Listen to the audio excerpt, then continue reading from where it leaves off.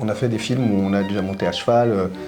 Pas du tout, moi. Toi, c'était la première fois. Donc vas-y. Non, vous saviez monter, moi je savais pas. J'ai dû apprendre pour le film. Mais non, tu sens très bien. Bah, merci, il y a des trucs pour les films. T'as un âne. Depuis j'ai un âne nain, donc je commence par très petit. Quand même, tu vois, mon ambition c'est crescendo.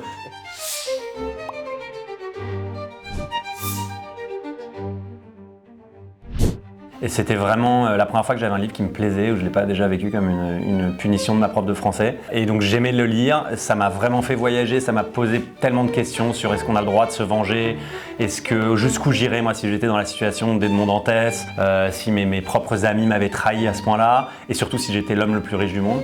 Donc voilà, ça m'avait complètement fait voyager et c'est la première fois, donc c'est un souvenir fort pour moi, parce que c'est le premier bouquin où je me suis dit « Ah, c'est cool de lire en fait ».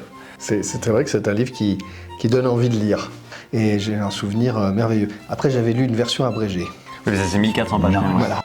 Du coup, j'ai relu la grande version quand on m'a proposé le rôle. J'ai lu le livre en entier et je me suis dit, putain, mais qu'est-ce que c'est bien, mais qu'est-ce que c'est incroyable, cette histoire est dingue. Et en plus, c'est magnifique, une langue incroyable et c'est sublime. Voilà.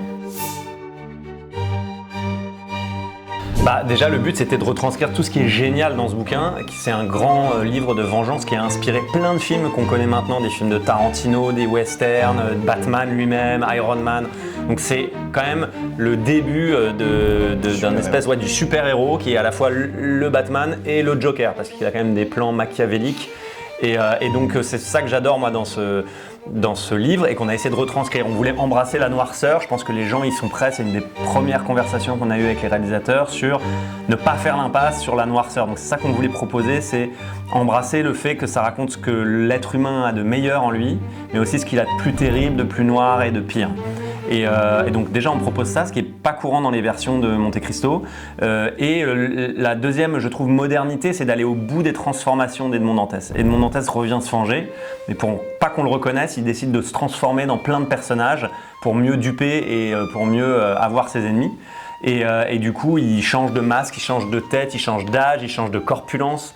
Et donc moi c'était éclatant à faire pour moi dans le film et c'est la première fois qu'une adaptation va au bout de cette idée de la transformation pour que ce soit crédible. Bah, là il y a eu des choses, c'était pas tant l'apprentissage parce que on a fait des films où on a déjà monté à cheval. Pas du tout, moi. C'était la première fois, donc vas-y. Non, vous saviez monter, moi je savais pas, j'ai dû apprendre pour le film. Ouais, c'est vrai, mais tu t'en sors très bien. Bah, merci, j'ai adoré ça, j'ai vraiment adoré, mais j'adore apprendre des trucs pour les films. T'as un âne, moi. Depuis j'ai un âne nain, donc je commence par très petit. Quand même, tu vois, mon ambition c'est crescendo. Qu'est-ce que j'ai appris? Moi j'ai appris des trucs improbables, genre à faire du chocolat. Je jouais un chocolatier très secondaire, rôle voire figure, avec Swan Arlo, tous les deux on était chocolatiers dans un film qui s'appelle Les Émotifs Anonymes, avec Benoît Poulvord dedans et Isabelle Carré. Donc j'ai appris à faire du chocolat, j'ai appris à parler un peu polonais pour le film sur Romain Gary, un peu roumain pour ce film-là. Il y a des trucs assez improbables. Mais je pense que l'apnée là, que j'ai dû faire pour la grande séquence d'évasion qu'on voulait faire en plan séquence, donc avec un seul plan, donc sans tricher, c'était un des plus gros challenges, assez flippant parce qu'il fallait vraiment que je sois enfermé dans un sac à 15 mètres de profondeur. Mais donc ça, je dirais que c'est un des trucs les plus particuliers avec le champion du monde d'apnée, c'était passionnant. Non, j'ai pas de préférence, pour moi c'est le même métier, je viens du théâtre, j'ai toujours adoré jouer et Racine, et Molière, et Feydeau, et sans distinction en fait de me dire c'est quoi mon métier c'est tout ça.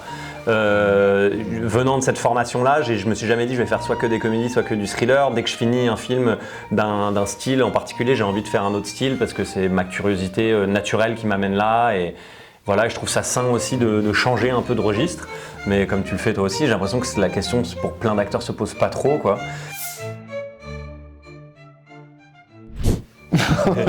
J'espère qu'on garde de l'insouciance. Ouais. C'est tout le paradoxe de ce métier, c'est qu'il faut garder de l'insouciance, de la légèreté, tout en se disant que ce qu'on fait est quand même un métier sérieux, dans le sens où je pense que la culture, véhiculer des histoires, c'est quelque chose d'important, moi je pense, pour la société humaine qu'on représente. Donc c'est ce mélange-là, et puis quand on est sur des gros tournages comme Monte Cristo, où c'est vraiment une ambition, donc tu arrives sur le plateau, il y a des décors de malades, des costumes de dingue, des grues et tout, il faut arriver au milieu de ça à garder l'insouciance de se dire tout ça n'est pas bien grave, c'est que du jeu pour avoir une légèreté quand même dans le jeu. Et donc c'est un équilibre assez spécial qui effectivement se trouve au fur et à mesure de la carrière, je trouve, de mieux en mieux, qui s'affine, quoi. C'est on gagne en maturité, tout ça c'est très bien, mais il faut enlever le côté pro, il faut se débarrasser de beaucoup de choses pour arriver à garder justement, pas une naïveté, mais en tout cas quelque chose de toujours se dire soyons légers, même sur un film aussi lourd. Au contraire, et il y avait une grande légèreté parce qu'on était une vraie troupe aussi, il se passait quelque chose comme une troupe de théâtre.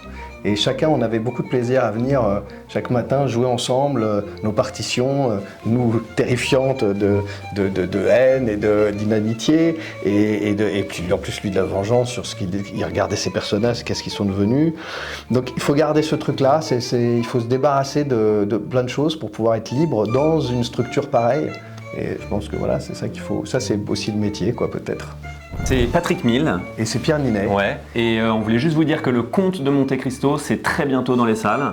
Et c'est le 28 juin. Voilà. Et vous pouvez utiliser votre passe culture, par exemple, et même inviter des amis avec votre passe culture. C'est possible. Pour aller découvrir le film. Donc on vous dit à très bientôt dans les salles.